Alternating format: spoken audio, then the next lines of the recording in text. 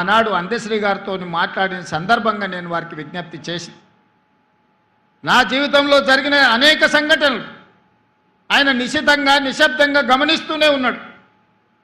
ఆ రోజు వారు నాతో అన్నాడు, తర్వాత నా కుటుంబాన్ని కలవనికి వచ్చినప్పుడు నా కుటుంబ సభ్యులతో తన ఆవేదనను వెలిబుచ్చిండు. బిడ్డ, నేను చూస్తూనే ఉన్నా నిశ్శబ్దంగా, రాడా ఎవడన్నా ఈ దుర్మార్గుణ్ణి నేల కూల్చడానికి అని ఆ రోజు నేను అనుకున్నా. ఈరోజు నా రేవంతుడు నాకు ఆ నమ్మకం కలిగించిన, అందుకే నీ ఇంటి గడప తొక్కినా అని నా ఇంటికి వచ్చినప్పుడు నా కుటుంబ సభ్యులతోని అందశ్రీ అన్న మాటలు, ఆ మాటతో అందశ్రీ కవి, గాయకుడు, తెలంగాణ ఉద్యమకారుడు నాకు ఆత్మ బంధువుగా మారిండు. నా కుటుంబంలో పెద్దన్నగా నేను అందశ్రీ గారిని ఆమోదించిన. మేము 7 మంది అన్నదమ్ముళ్ళం, నేను 4వ వాడిని. మా పెద్దన్ననే నాకు స్ఫూర్తి. ఈరోజు ఈ స్థాయికి రావాలని, ఒక స్థాయిలో ఉండాలని ఎన్నో కలలు మా అన్న నాడు అన్నాడు. నేను ఎదుగుతున్న క్రమంలో మా అన్నను కోల్పోయినా. ఆ తర్వాత నాకు కనిపించిన పెద్దన్న అందశ్రీ అని చెప్పి నేను ఈ సందర్భంగా చెప్పదలుచుకున్నా. అలాంటి అందశ్రీని, తెలంగాణ ప్రజలకు స్ఫూర్తినిచ్చిన అందశ్రీని ఆనాటి ప్రభుత్వం ఎంత నిర్లక్ష్యం చేసిందో మనం చూసినాం. గద్దరన్న గురించి నేను చెప్పాల్సిన అవసరమే లేదు. గద్దరన్న వెళ్తే ప్రజాభవన్ ఆనాడు దొరల గడీల గేటు ముందల ఎర్రటెండలో గంటల కొద్ది కూర్చోబెట్టినప్పుడు తెలంగాణ ప్రజల యొక్క గుండె తరుక్కుపోయింది. ఇంత దుర్మార్గం, ఇంత కర్కశత్వం పరాయివాడి పాలనలో కూడా ఇంత అవమానం జరగలేదు. గద్దరన్నను ఎర్రటెండకు కూర్చోబెట్టిన వాడిని శాశ్వతంగా ఫామ్ హౌస్లో బంధించాలని ఆనాడే ప్రజలు నిర్ణయించారు. ఏ రోజైతే అందశ్రీ గలాన్ని నిర్బంధించాలనుకున్నాడో, ఏ రోజైతే గద్దరన్నను అవమానించిండో, ఆనాడే తెలంగాణ 4 కోట్ల ప్రజలు నిర్ణయించుకున్నారు, ఇక సమయం ఆసన్నమైంది, గడీలను బద్దలు కొట్టాల్సిందే అని నిర్ణయించుకొని లక్షలాది మంది రోడ్ల మీదకి వచ్చి ఈనాడు ఆ దొరల గడీలను బద్దలు కొట్టి ప్రజాపాలనను తీసుకొచ్చి ఇక్కడ కూర్చోబెట్టారు. ఆ ప్రజాపాలననే డిసెంబర్ 7, 2023 నాడు బాధ్యత తీసుకుంటే జూన్ 2, 2024 నాడు రాష్ట్ర అవతరణ దినోత్సవం రోజు తెలంగాణ జాతికి జయ జయ హే గలాన్ని అంకితం చేసినప్పుడు అందశ్రీ గారి భావోద్వేగం పరేడ్ గ్రౌండ్లో వారి కళ్ళల్లోనే చూడాలి. నేను చెబితే మాటలు సరిపో. వారి భావోద్వేగం నిజంగా ఆనాడు అందశ్రీ గారి భావోద్వేగం ఇంకో తరాన్ని, ఇంకో రాష్ట్రాన్ని సాధించేటంత స్ఫూర్తినిచ్చే గొప్ప భావోద్వేగం. అందుకే మిత్రులారా, ఈనాడు ఈ ప్రభుత్వం ఒక అందశ్రీని, ఒక గద్దరన్నను శ్రీమతి సోనియా గాంధీ గారి స్ఫూర్తితోటి ఈ ప్రభుత్వాన్ని మేము నడిపిస్తున్నాం. ఈనాడు నా సహచర మంత్రివర్గ సభ్యులు ఎన్నికల సమయంలో ఇచ్చిన హామీలను, ప్రజల అవసరాలను, ఆర్థిక ఇబ్బందులున్నా ఒకటొకటిగా పరిష్కరించుకుంటూ కుటుంబాన్ని చక్కదిద్దే ప్రయత్నం చేస్తున్నారు. రోజుకు 16-18 గంటలు ఈరోజు సహచర మంత్రివర్గ సభ్యులు ఈరోజు ప్రజలకు అందుబాటులో ఉండి పనులు చేస్తున్నారు. ఇవాళ మేకతోలు కప్పుకున్న తొడేలు ఈరోజు బయటికి వచ్చింది. మేకతోలు కప్పుకున్న తొడేలు ఈనాడు మాట్లాడుతుంది. కేసీఆర్ గారు నోటిఫికేషన్లు ఇస్తే రేవంత్ రెడ్డి ఉద్యోగాలు ఇచ్చిండని. నేను అడగదలుచుకున్న ఈ తొడేళ్ల గుంపును, ఆనాడు నీ చెల్లిని నిజామాబాద్ పార్లమెంటు ఎన్నికల్లో బండకేసి కొడితే 6 నెలలు తిరగకుందే శాసన మండలికి ఉద్యోగాన్ని ఇచ్చి పంపించింది కదా. నీ బంధువు వినోద్ కుమార్ని పార్లమెంటులో గోతి తీసి పాతి పెడితే కరీంనగర్ ప్రజలు ప్లానింగ్ కమిషన్ వైస్ చైర్మన్గా 3 నెలల్లోనే ఉద్యోగం ఇచ్చిండ్రు కదా. మీ బంధువులైన హరీష్ రావు గారికో, కేటీఆర్కో, లేకపోతే దయాకర్ రావుకో ఇలా చెప్పుకుంటూ వెళ్తే వందల మంది నీ బంధువులకు ఒక్కరోజు ఖాళీ ఉండకుండా ఉద్యోగాలు మంత్రి పదవులు ఇచ్చినావు కదా, నువ్వు పదవులు అనుభవించినావు కదా, ఒక్క గంట కూడా ఆలస్యం చేయకుండా నీ కోసం, నీ కుటుంబం కోసం, నీ బంధువుల కోసం పడ్డ తాపత్రయంలో తెలంగాణ ఉద్యమమే ఉద్యోగాల జాతర. ఆ ఉద్యోగాల గురించి ఒక్క రోజైనా ఆలోచన చేసినవా? టీచర్ల నియామకాలు చేపట్టినవా? పోలీసు నియామకాలు చేపట్టినవా? డాక్టర్లు నర్సుల నియామకాలు చేపట్టినవా?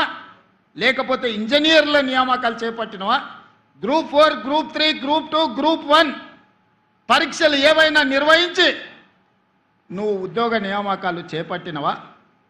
మేము నోటిఫికేషన్లు ఇచ్చినాం, రేవంత్ రెడ్డి నియామకాలు చేపట్టినన్ని నిస్సిగ్గుగా నడి బజార్లో నిలబడి మాట్లాడుతున్నావు కదా. ఈరోజు ఒక్క మాట నేను అడగదలుచుకున్నా. నోటిఫికేషన్లు ఇచ్చి ప్రశ్న పత్రాలను జిరాక్స్ సెంటర్లో పల్లి బఠానీలుగా అమ్ముకుని వందలాది కోట్ల రూపాయలు సంపాదించుకున్నావు తప్ప ఆ పరీక్షలను పూర్తి చేసి పిల్లలకు ఉద్యోగ నియామక పత్రాలు ఇవ్వాలన్న ఆలోచన ఏనాడైనా నీ కుటుంబానికి వచ్చిందా? నీకో, నీ చెల్లికో, నీ చుట్టానికో ప్రజలు బండకేసి కొడితే ఎంబడే మళ్ళీ ఉద్యోగ నియామక పత్రాలు అందజేసి మీ కుటుంబం కళ్ళల్లో ఆనందం చూసినారు, మీ ఇంట్లో పండుగలు జరుపుకున్నారు. కానీ తల్లిదండ్రులు ఉపాధి హామీ కూలీ పనిచేసి రూపాయి కూడబెట్టి ఉస్మానియా కాకతీయ యూనివర్సిటీలలో పీజీలు పిహెచ్డీలు చదివించి పోటీ పరీక్షలకు అశోక్ నగర్, దిల్సుఖ్ నగర్ చౌరస్తాలో, అమీర్పేట చౌరస్తాలో 10 ఏళ్ళు కోచింగ్ సెంటర్ల చుట్టూ తిరిగితే పరీక్షలు నిర్వహించి వాళ్లకు ఉద్యోగాలు ఇవ్వాలన్న ఆలోచన ఏనాడైనా మీకు వచ్చిందా? వాళ్ళ పట్ల ఎప్పుడైనా మానవీయ కోణంలో మీరు ఆలోచన చేశారుగా? మీరు ఎప్పుడైనా వాళ్ళ పట్ల మనుషులుగా ప్రవర్తించిందా అని నేను ఈరోజు అడుగుతున్నా. 2011 ఉమ్మడి రాష్ట్రంలో గ్రూప్ 1 పరీక్షలు నిర్వహిస్తే 2026లో నేనొచ్చి, మా మిత్రుడు బట్టి విక్రమార్క గారు వచ్చి 2024లో నోటిఫికేషన్ ఇచ్చి వాళ్ళ నియామకాలు చేపట్టే వరకు 16 సంవత్సరాలు ఆ పిల్లలు గ్రూప్ 1 ఉద్యోగాలు రాకపోతే ఏమైపోతారని నేను ఈరోజు అడగదలుచుకున్నా. 2011లో 21 సంవత్సరాలు నిండి పట్టభద్రుడైన యువకుడు గ్రూప్ 1 ఉద్యోగం వచ్చి తెలంగాణ పునర్నిర్మాణంలో భాగస్వామి కావాలని తల్లిదండ్రులకి ఇంటికాడ కాళ్ళకు దండం పెట్టి పట్నం బయలుదేరిన ఆ పిల్లలు 15 సంవత్సరాలు కోచింగ్ సెంటర్ల చుట్టూ తిరిగి వందలాది మంది చచ్చిపోయి, ఖమ్మం దగ్గర ఒక యువకుడు వేగంగా వస్తున్న రైలుకు ఎదురెళ్ళి రైలును గుద్దుకొని ప్రాణాలు వదిలిన మాట నిజం కాదా? ఉస్మానియా యూనివర్సిటీలో మురళీ ముదిరాజ్ అని మెదక్ జిల్లాకు సంబంధించిన యువకుడు ఉరేసుకొని చనిపోయిన మాట నిజం కాదా? ఇలా నేను ఉదాహరణలు చెప్తే వందల కొద్ది ఉదాహరణలు ఉన్నాయి. ఆనాటి ప్రభుత్వం యొక్క నిర్లక్ష్యం, కల్వకుంట్ల చంద్రశేఖర్ యొక్క అహంకారం, ఆయన కుటుంబ సభ్యుల కోసం స్వార్థంతో అందించిన పరిపాలన ఈ తెలంగాణ సమాజాన్ని శవాలమయంగా మార్చింది, దుఃఖ సముద్రంలో నింపింది, దుఃఖ సముద్రంలో మునిగిపోయింది తెలంగాణ రాష్ట్రం 10 సంవత్సరాలు. అలాంటి తెలంగాణను వచ్చిన మొదటి సంవత్సరంలో 67,674 ప్రభుత్వ ఉద్యోగాలు,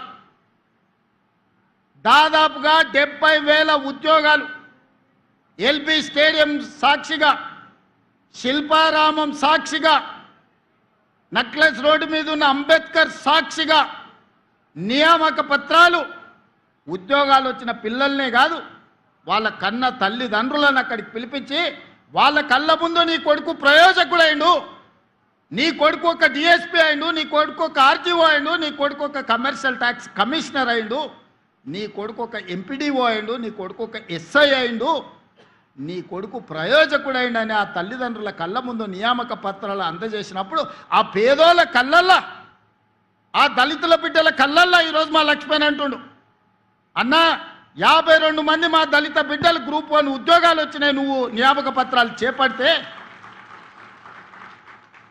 నేను నీ మంత్రివర్గంలో ఉండడం నా జన్మ ధన్యమైంది, మా పిల్లలకు న్యాయం జరిగిందని మిత్రుడు ఈరోజు చెబుతున్నప్పుడు ఒక ముఖ్యమంత్రిగా నాకు ఇంతకంటే సంతోషం ఏముంటుందని నేను అడుగుతున్నా.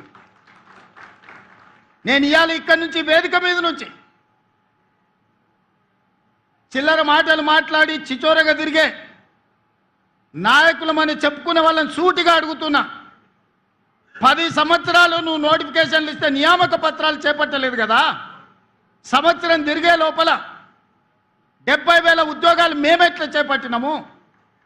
15 సంవత్సరాలు గ్రూప్ 1 నియామక పత్రాలు నువ్వు అందించకపోతే పరీక్షలు పెట్టి ప్రశ్నాపత్రాలు బజార్లో నువ్వు కోట్ల రూపాయలకు అమ్ముకొని నువ్వు వేల కోట్ల రూపాయలకు పడగకెత్తితే మీ తండ్రి గారు ఎర్రవల్లిలో 1000 ఎకరాల ఫామ్ హౌస్ కట్టుకుంటాడు, నువ్వు జన్వాడలో 100 ఎకరాల ఫామ్ హౌస్ కట్టుకుంటావు.